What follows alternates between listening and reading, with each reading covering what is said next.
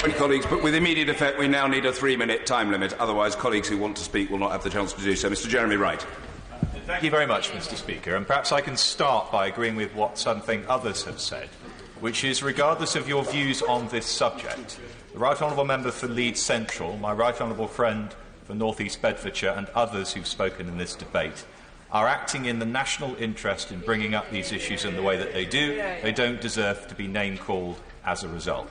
But can I'm afraid, having said all of that, disagree with the bill that the Right Honourable Gentleman has put forward. It does three things.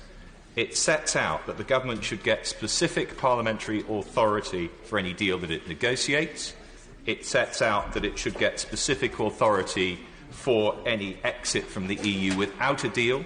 And it sets out that, failing either of those, it should enact a 3-month further extension in our departure from the EU. I'm afraid my view is that the first two of those are unnecessary and the third is undesirable. And in 2.5 minutes I'll try and explain why. On the first, it seems to me that our existing procedures allow for the government to bring forward any deal that it negotiates and for us to approve it or not. It would be an international treaty and the processes are already in place for us to do that.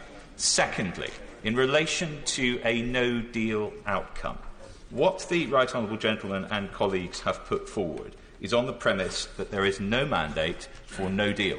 It is certainly true that the Leave campaign in the 2016 referendum did not advocate for no deal. It wasn't their preference, and as I understand it, it isn't the government's preference still. But neither was it put to the electorate, that we would only leave if there was a deal with the EU. And that could never have been guaranteed.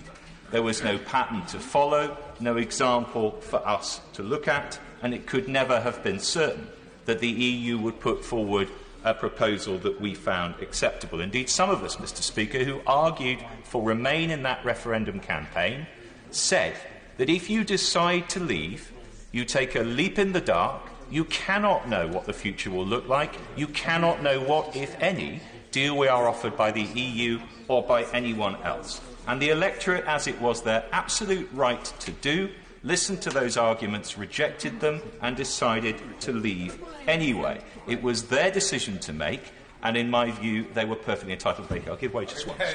I thank my